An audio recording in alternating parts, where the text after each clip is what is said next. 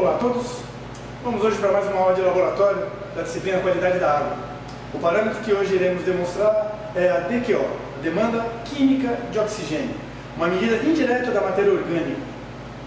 O princípio do método consiste em avaliar, em monitorar o consumo que uma amostra provoca numa solução de dicromato, de um agente fortemente oxidante. Esse agente fortemente oxidante, o dicromato, ele será tanto mais ou menos consumido na análise em função da maior ou da menor quantidade de matéria orgânica. O interessante é que a análise de DQO, uma análise extremamente importante do saneamento, ela possui uma correlação muito íntima com um outro parâmetro, uma outra medida indireta da matéria orgânica, a demanda bioquímica de oxigênio, a DBO. Na demanda bioquímica de oxigênio, na DBO 520, o princípio do método é o monitoramento do consumo de oxigênio. Temos um OD inicial, temos um OD, um oxigênio dissolvido, final. Dessa diferença traduz-se a DBO. Na DQO, nós temos uma concentração de dicromato inicial, teremos uma concentração de dicromato final. Dessa diferença se traduzirá a DQO. Tanto DBO como DQO não medem, portanto, diretamente a matéria orgânica. Medem elementos que variam de acordo com a existência dessa matéria orgânica. E ambas podem ser expressas na forma de miligramas de oxigênio por litro, o que permite uma íntima relação entre DBO e DQO. Vejamos, uma DBO ela pode ser expressa em 200 miligramas de oxigênio por litro. Uma DQO ela pode ser expressa, por exemplo, 300 miligramas de oxigênio por litro. Como as unidades de medida são as mesmas, eu consigo relacionar a DBO com a DQO.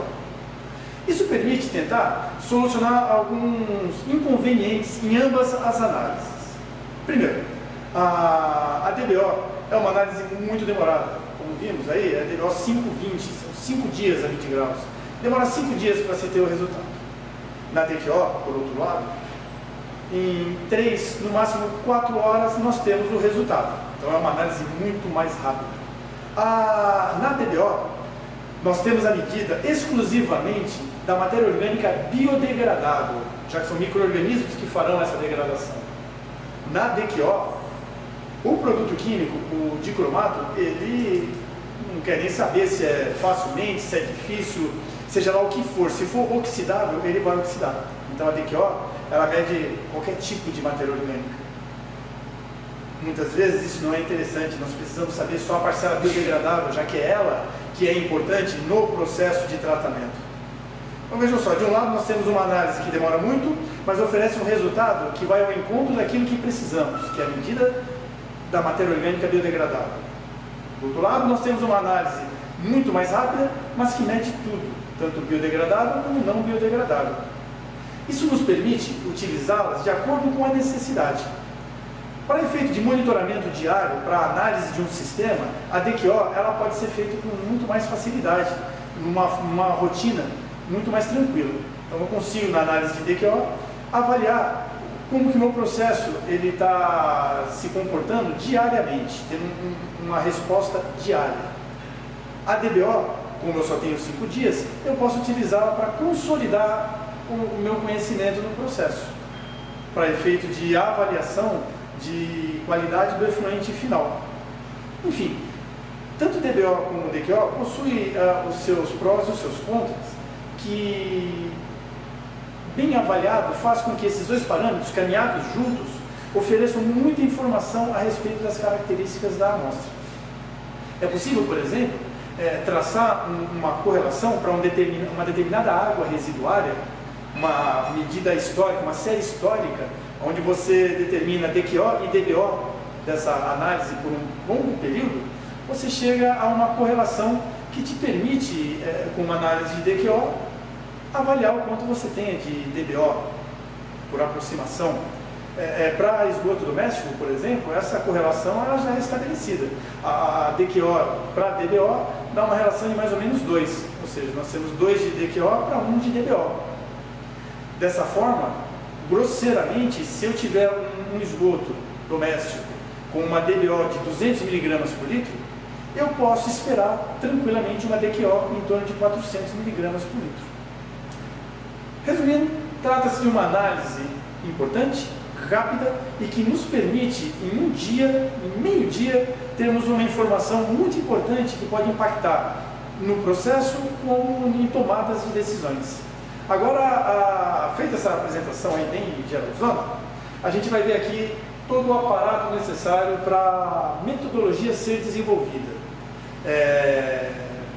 Basicamente, em termos de vidraria, nós necessitamos de um balão de fundo chato, de 500 ml, um Erlenmeyer de 250 ml, bureta, suporte universal, pérolas de vidro para auxiliar na dissipação do calor no momento da digestão,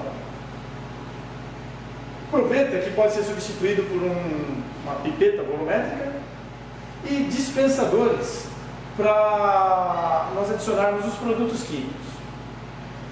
Os produtos químicos, por sua vez, nós temos o sulfato de mercúrio, aproximadamente 1 grama por amostra. O sulfato de mercúrio tem a função de complexar ânions cloreto. O cloreto ele reage com o dicromato, ele é consumido pelo dicromato e isso pode falsear o nosso resultado. Lembram lá, o dicromato? Ele não quer saber se é matéria orgânica ou o que é. Se é oxidável, ele vai atacar. E como o cloreto não é matéria orgânica, nós precisamos tirá-lo do páreo. Então nós adicionamos 1 grama de sulfato de mercúrio. Esse 1 grama no dia a dia, em se tratando de amostras de esgoto doméstico, pode ser substituído por uma espátula. Você pode omitir essa pesagem de 1 grama, já que esse 1 grama ele é já em excesso, por uma espátula de sulfato de mercúrio. Se você estiver analisando uma amostra salina, uma amostra de água do mar, aí é necessário muito mais cuidado. Sulfato de mercúrio nós adicionamos para evitar interferências do cloreto. Dicromato de potássio na concentração de 0,25 normal. O dicromato de potássio é o nosso agente fortemente oxidante, aquele que vai roubar os elétrons da matéria orgânica, aquele que será consumido pela matéria orgânica. Ácido sulfúrico concentrado. Toda reação de óxido-redução necessita de íons H+, como aceptor do oxigênio que é liberado. Então, nós temos aqui o ácido sulfúrico como esse aceptor. Esse ácido sulfúrico concentrado, ele é previamente preparado com a adição de sulfato de prata. A prata, ela entra no processo como catalisador da reação. Então, dicromato de potássio 0,25, ácido sulfúrico concentrado com sulfato de prata. E mais lá para frente, na quantificação do dicromato remanescente, nós temos uma solução de sulfato ferroso amoniacal 0,25 normal. E como indicador, uma solução de ferrolina. Depois de todo esse aparato, e mais uma chapa de aquecimento, que logo mais vocês verão, nós temos condições de iniciar essa análise. Então, vamos lá, vamos começar então a nossa receitinha. Bom, então vamos iniciar a nossa análise. Para realizarmos uma única amostra, nós precisaremos de 2 balões e um Erlenmeyer. Um balão será para a amostra, o outro balão será para o nosso branco. E o Erlenmeyer será para a padronização do sulfato ferroso amoniacal. O dicromato de potássio que usamos, ele é um padrão primário, então não é necessário ser padronizado. O sulfato ferroso amoniacal que usaremos para a determinação do residual de dicromato é um padrão, é um sal secundário. Ele possui águas de hidratação, então eu não consigo secá-lo para preparar a solução. Por isso a normalidade teórica pode não ser igual à normalidade real. Daí a necessidade de, em todas as análises, nós fazermos uma padronização, até porque o sulfato ferroso amoniacal ele pode ser fotocataliticamente decomposto pela ação da luz e com o passar do tempo ele perdeu um pouco a sua concentração. Para não haver esse perigo, na análise nós fazemos a padronização. Então, se tivermos aí 5 amostras, nós teremos 5 balões para as amostras, um balão para o branco, um Erlenmeyer para o padrão, sempre assim. Existe uma relação de 1 para 2 para 3 entre o dicromato, a nossa amostra e o ácido sulfúrico, de forma que em proporções volumétricas nós teremos então a adição de 25 ml de dicromato de potássio 50 ml da nossa amostra e 75 ml de ácido sulfúrico. Tá? É necessário e interessante que essa ordem seja seguida. Lembrando que nós estamos manipulando o ácido sulfúrico concentrado. O ideal é que essa análise seja feita num ambiente seguro, numa bancada protegida, com um sistema de exaustão para que não ocorra eventual inalação de gases liberado durante o contato do ácido com um meio líquido. Tá? Então, primeiramente, nós vamos adicionar uma colher de pérola de vidro em cada um dos balões volumétricos. Esses balões volumétricos, quando eles estiverem já preenchidos com amostras e reagentes, eles irão para uma chapa de aquecimento, onde ficarão durante 2 horas em constante aquecimento, no refluxo aberto. É necessário, então, que essas pérolas de vidro sejam adicionadas para auxiliar na distribuição do calor e não ocorra uma fervura irregular. Então, nós temos aqui uma colher de pérola de vidro. Vamos adicionar agora o sulfato de mercúrio. Nós temos aqui uma espátula de sulfato de mercúrio.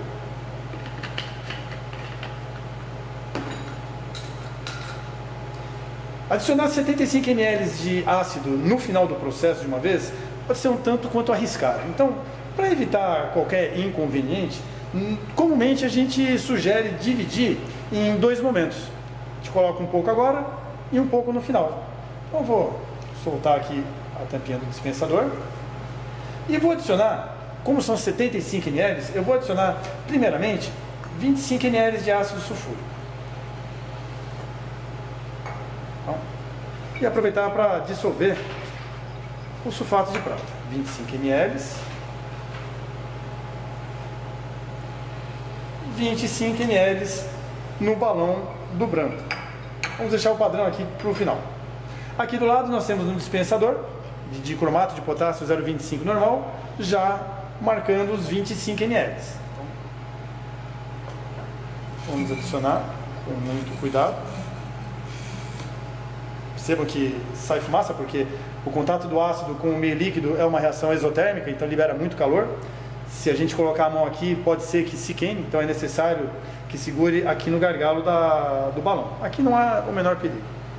A gente homogeneiza e fazemos a mesma coisa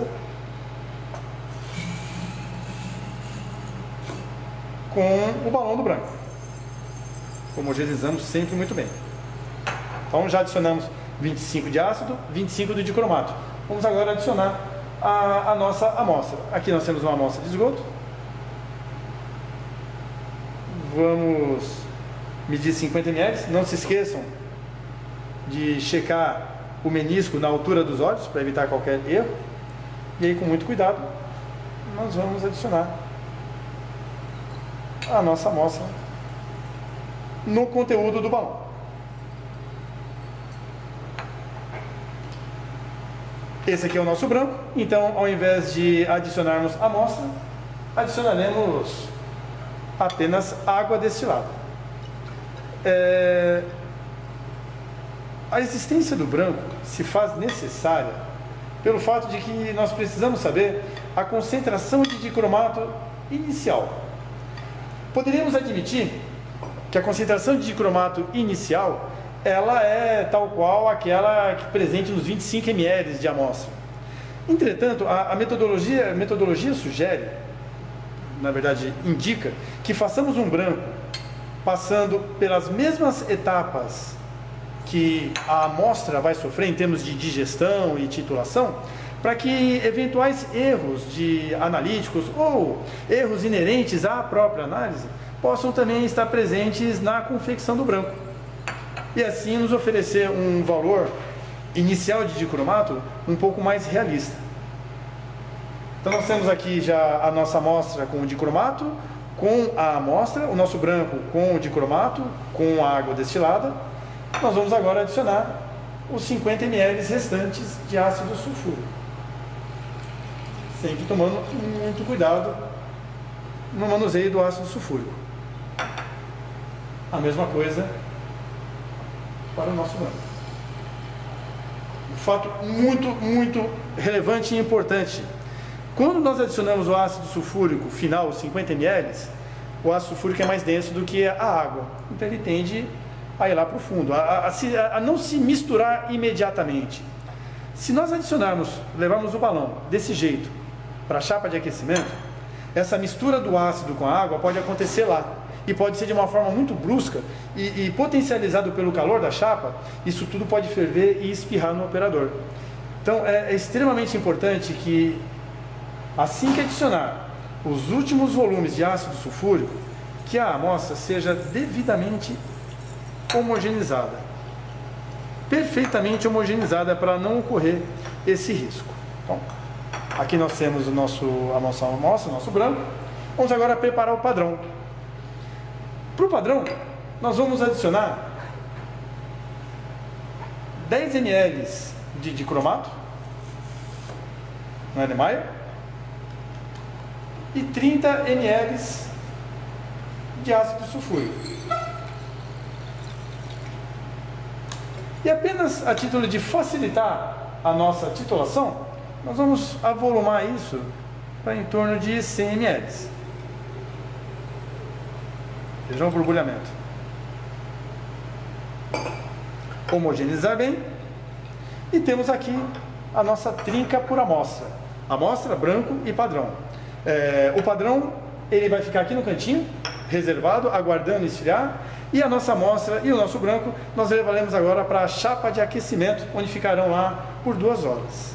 Então, por enquanto, essa parte aqui nós encerramos. Um ponto importante a ser ressaltado diz respeito à eventual necessidade de diluirmos a nossa amostra. Toda metodologia tem uma faixa de aplicação, um limite inferior, um limite superior. E é necessário que a nossa amostra, se analisada, esteja entre esses limites do método. No nosso caso aqui, na análise de DQO que estamos demonstrando, o dicromato de potássio 0,25 normal possui como limites de 50 mg de oxigênio por litro a 350 mg de oxigênio por litro. Ou seja, essa concentração de cromato permite analisar amostras nessa faixa de 50 a 350. Dessa forma, é necessário que, quando a nossa amostra esteja fora desses limites, inferior ou superior, façamos alguns ajustes.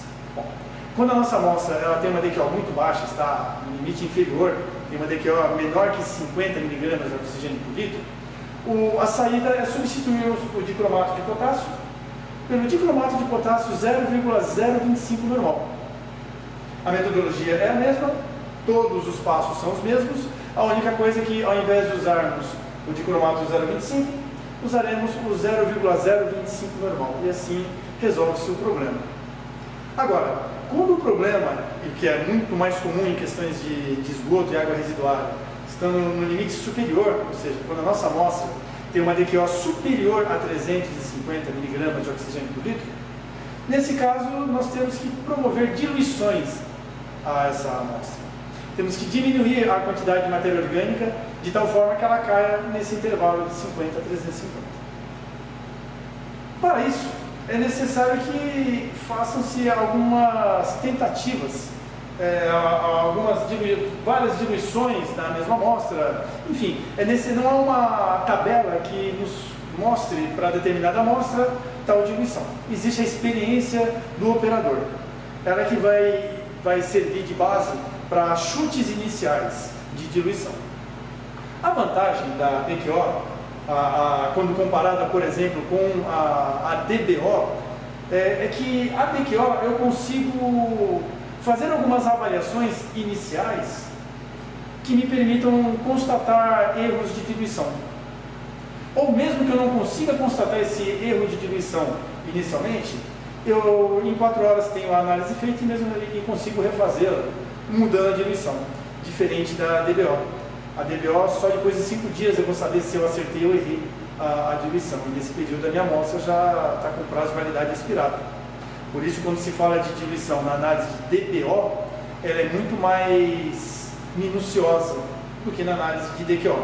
Então, a análise de DQO é mais é mais tranquila nesse sentido.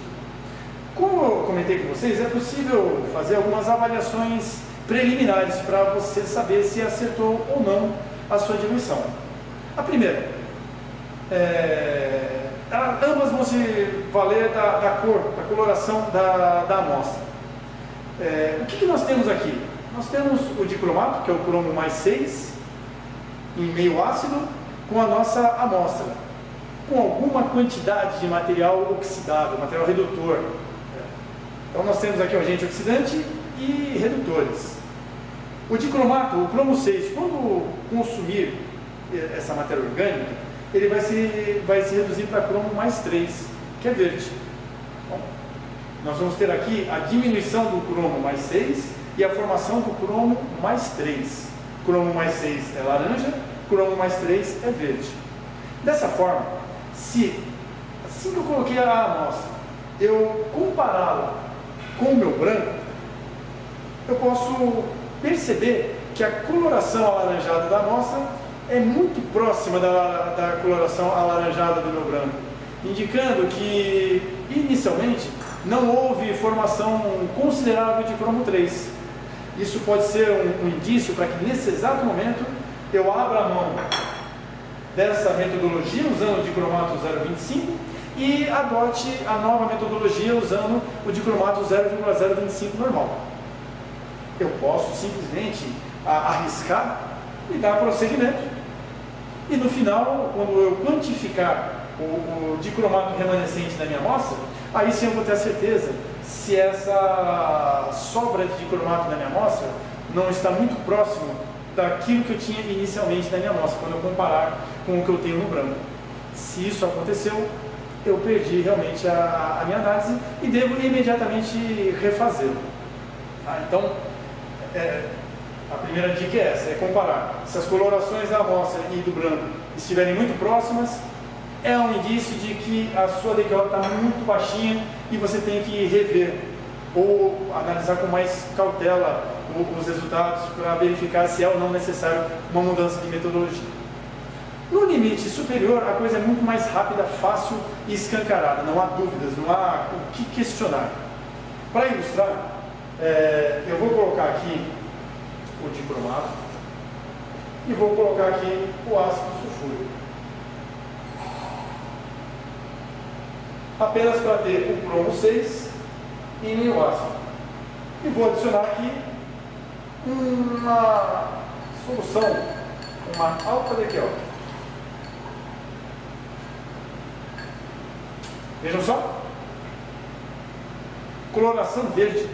Tá certo que aqui nós exageramos para reforçar para vocês que estão vendo como pode se chegar. O que aconteceu aqui?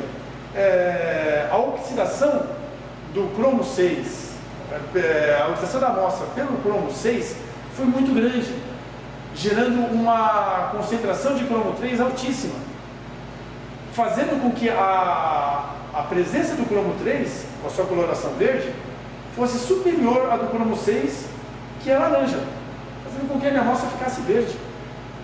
O que isso quer dizer? Que eu formei muito cromo 3 é uma certeza. Agora, a dúvida que me fica é, sobrou cromo 6? Possivelmente, se sobrou, foi muito pouquinho. E isso fará com que o erro analítico seja muito grande. Isso faz com que eu tome a decisão imediata de perceber que eu preciso diluir a minha amostra, antes de levar para a continuidade do seu aquecimento. Então, vejam só. Eu tenho duas situações na qual a coloração da minha amostra me oferece indícios de que se eu acertei ou errei a diluição. Primeiro, ela não pode estar muito próximo do branco. A coloração da amostra não é desejável que esteja muito próximo do branco. Segundo, não é desejável que a coloração da minha amostra esteja levemente esverdeada ou fique muito escura, indicando a produção de muito cromo mais 3, fazendo com que a quantidade de cromo 6 seja reduzida. Tá? Essas duas observações, elas me fazem ganhar tempo, na medida em que eu posso tomar medidas aqui, do tipo fazer duas diluições e ver qual delas atende melhor a faixa da metodologia. De qualquer maneira, diferentemente da DBO, é importantíssimo nós percebermos que na DQO, na demanda química de oxigênio, eu consigo usar de artifícios que me permitam certificar-me da validade da concentração da matéria orgânica da minha amostra frente à capacidade analítica do método. E assim eu evito perdas de tempo ou erros posteriores. Isso feito, nossa amostra aqui está aqui no cantinho já preparada, ela está aguardando agora que a levemos para a chapa de aquecimento e dar prosseguimento à análise. Então, vamos lá? Bom, então continuando, aqui nós temos o nosso software, uma chapa de aquecimento, onde nós temos a passagem de água corrente, para que ocorra a condensação da amostra e ela possa ficar aqui em constante aquecimento por 2 horas. A gente vai acoplar aqui no condensador, Friedrich, a amostra, o branco. Vamos abrir a água, certificar-se de que ela está passando pelo condensador e colocar o aquecimento em sua potência máxima para iniciarmos o quanto antes o processo de digestão. Daqui a alguns minutinhos, essas amostras, o seu conteúdo começará a entrar em ebulição e a partir desse momento nós contaremos 2 horas. Então veja, durante 2 horas o dicromato, o cromo 6, ele estará no meio ácido, catalisado pela prata, com calor, com tudo que favorece para que ele possa oxidar toda a matéria orgânica aqui presente. E apenas a matéria orgânica, seja ela biodegradável ou não biodegradável, já que nós previamente removemos o ânion cloreto de um eventual consumo pelo dicromato. Ou seja, o nosso cromo 6 está em condições ideais para que ele possa reagir com a matéria orgânica. Durante 2 horas, ele terá esse tempo, 2 horas, para que ocorra toda a reação. Passadas 2 horas, vamos interromper o aquecimento, aguardar que a amostra esfrie, que ela pare de ferver, vamos removê-la, aguardar esfriar um pouco e vamos avolumá-la com 150 ml de água, apenas para facilitar a titulação. Após essa etapa de avolamento, de avolumar para 150 ml com água destilada, nós vamos esperar esfriar a temperatura ambiente e darmos prosseguimento à titulação. Então, daqui a pouco a gente vê como que é feito isso. Então daqui a 2 horas voltamos aqui para ver a nossa amostra.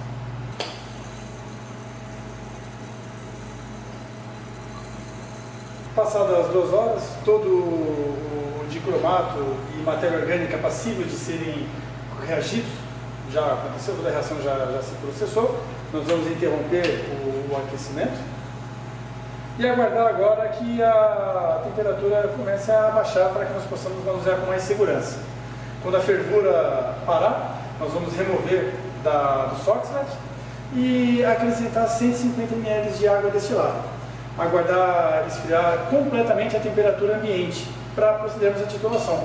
E é importantíssimo isso. A titulação ela só pode acontecer quando a temperatura estiver a temperatura ambiente, porque o indicador, o ferroim, ele sofre influência pela temperatura. Então a gente não vai conseguir bons resultados se a amostra estiver ainda um pouquinho quente. Desligado, vamos aguardar um pouquinho e daqui a pouco remover e dar prosseguimento à análise. Estamos aqui agora com a nossa amostra, já devidamente digerida e a temperatura ambiente. Basicamente, o que nós temos aqui? Qual é a condição do interior desse balão? Nós não temos mais matéria orgânica, nem biodegradável, nem não biodegradável, de difícil biodegradabilidade. Toda a matéria orgânica aqui presente supõe-se que tenha sido consumida pelo dicromato. E, portanto, é de se esperar que tenhamos aqui um residual de cromo mais 6. Por isso o balão ainda está meio alaranjado. Então, o que nós queremos agora? Saber o quanto sobrou aqui de cromo mais 6. Para isso, nós faremos a titulação com sulfato ferroso amoniacal. Essa titulação, para nós conhecermos o ponto final dela, nós usaremos o indicador ferroim. O ferroim, ele é um indicador feito com ortofenatrolina e traços de ferro mais 2. A ortofenatrolina, em presença de ferro 2, assume uma coloração avermelhada, que vai ser extremamente importante na identificação do ponto final aqui da reação. Vamos ver. A gente vai adicionar aqui 6 gotinhas aproximadamente. 6, 7 gotinhas, enfim, umas gotas de ferrolim e misturar. Como o volume é muito grande, o balão ele é desconfortável para uma titulação utilizando a mão, nós vamos se valer de uma barrinha magnética e um agitador magnético para promover a mistura. Então nós temos aqui a nossa amostra. O que estamos fazendo para a nossa amostra, faremos também para o branco e para o padrão.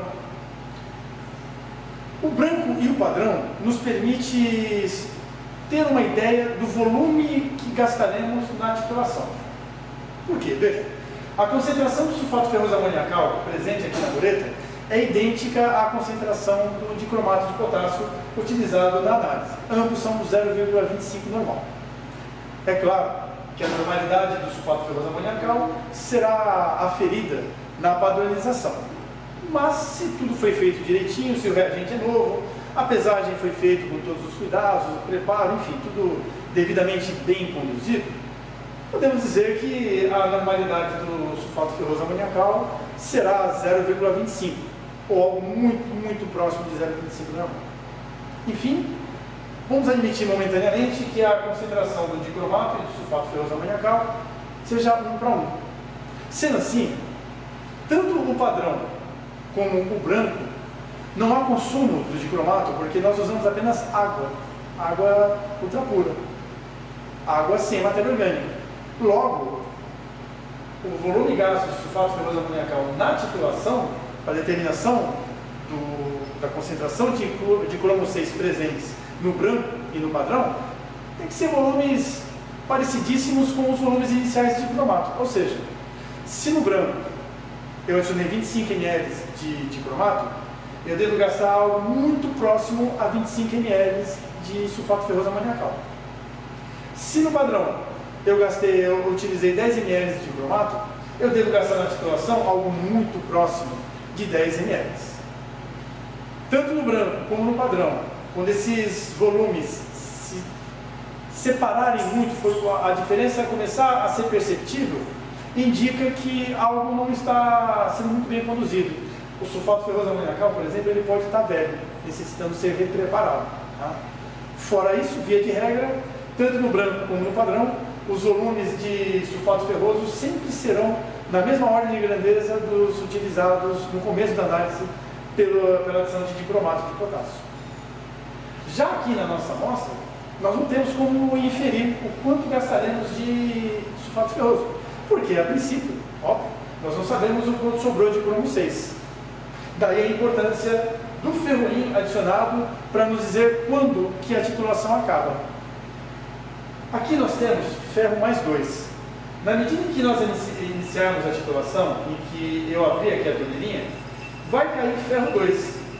Esse ferro 2 será imediatamente consumido pelo dicromato de potássio, pelo cromo 6, sendo oxidado a ferro 3.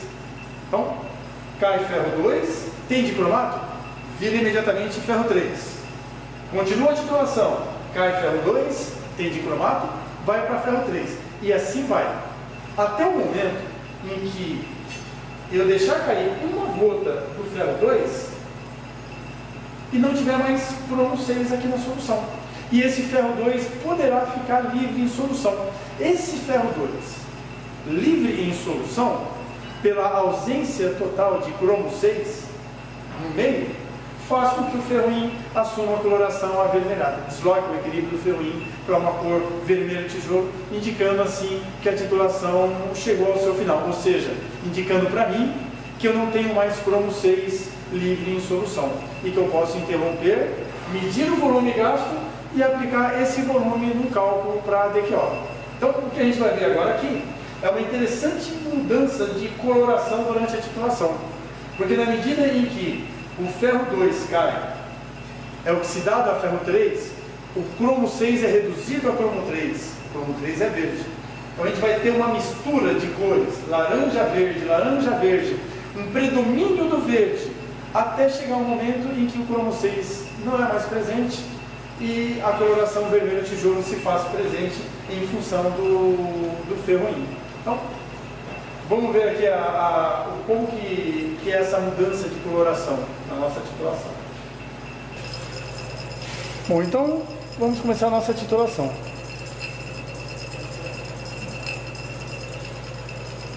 Na medida em que, lembrando, na medida em que o ferro 2 ele está sendo introduzido aqui no balão, ele vai encontrar cromo 6 e ocorrerão as conversões de ferro 2 para ferro 3 e cromo 6 para cromo 3.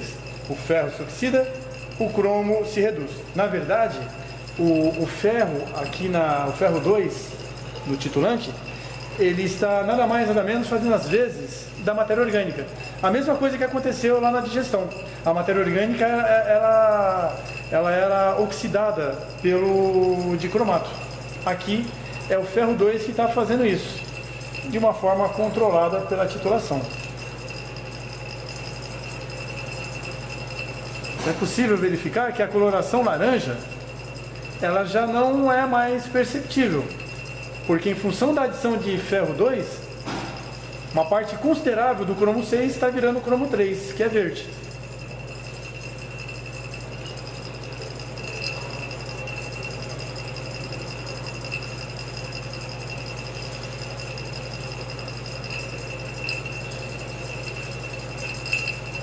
Vejam que no centro do vórtice formado há uma demora em se desfazer a cor, porque não há mais tanto cromo 6 disponível no meio.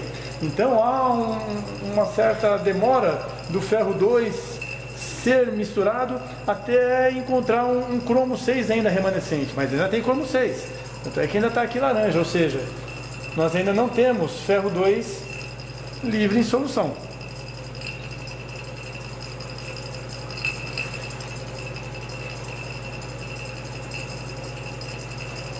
À medida que a titulação vai prosseguindo, cada vez eu tenho mais cromo 3.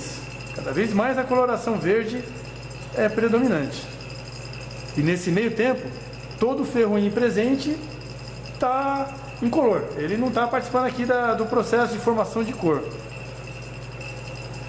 porque nós ainda não temos o ferro 3, o ferro 2, desculpa, o ferro 2 livre em solução. Olha lá.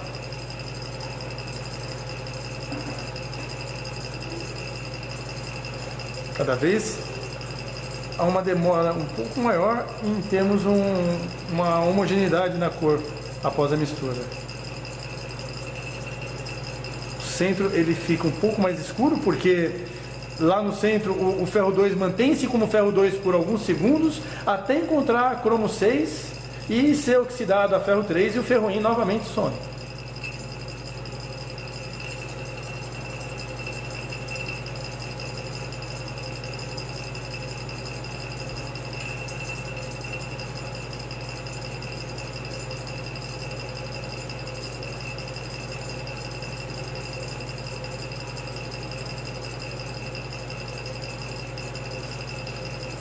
Estamos quase no final, porque a coloração já está bem esverdeada.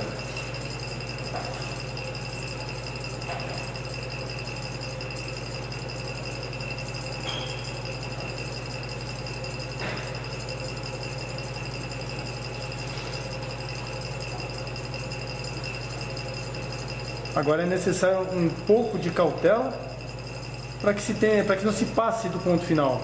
Porque cada vez mais agora há uma demora no ferro 2 em encontrar cromo 6 remanescente.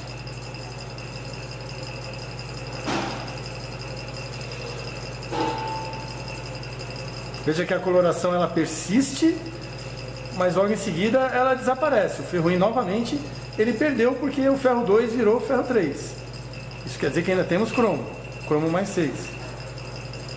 Até que finalmente o cromo 6 foi totalmente convertido a cromo mais 3, permitindo que haja a presença de ferro 2, fazendo com que o ferroinho assuma a sua coloração vermelho tijolo. Esse é o nosso ponto final da titulação. Agora nós vamos anotar o volume gasto na amostra, fazermos esse mesmo procedimento para o branco, esse mesmo procedimento para o padrão, e de posse desses três valores, volume gasto do branco, amostra e padrão, substituirmos na fórmula e podemos calcular o nosso valor de DQO. Então, dessa forma, concluímos a titulação. A coloração do ferroim se fez presente, indicando o final da titulação. Esse mesmo procedimento, quer dizer, a adição do ferroim, a titulação, até essa coloração, deve ser feito para o branco e para o padrão. E assim, de posse desses três volumes, volume, gasto na titulação do branco, do padrão e da amostra, nós conseguimos calcular o valor da DQO. O valor do padrão, o gasto na titulação do padrão, será utilizado na padronização do sulfato ferroso amoniacal, nos oferecendo o conhecimento da concentração real de sulfato ferroso amoniacal, que será utilizado no cálculo. O valor do branco, o volume gasto na titulação do branco, será utilizado como uma condição inicial de dicromato, onde será subtraído do volume gasto na amostra, que é o nosso volume final, da situação final do dicromato. O branco menos a amostra, o volume gasto no branco, menos o volume gasto na amostra, e dá o volume consumido pela minha amostra durante as 2 horas lá na chapa de digestão. É essa diferença que realmente foi consumido pela matéria orgânica. E é essa diferença que nós, no equacionamento, vamos converter para miligramas de oxigênio por litro. Novamente, reforçando, por que é importante expressar em miligramas de oxigênio por litro? Porque assim me permite comparar fielmente com a outra variável, outro parâmetro de demanda bioquímica de oxigênio.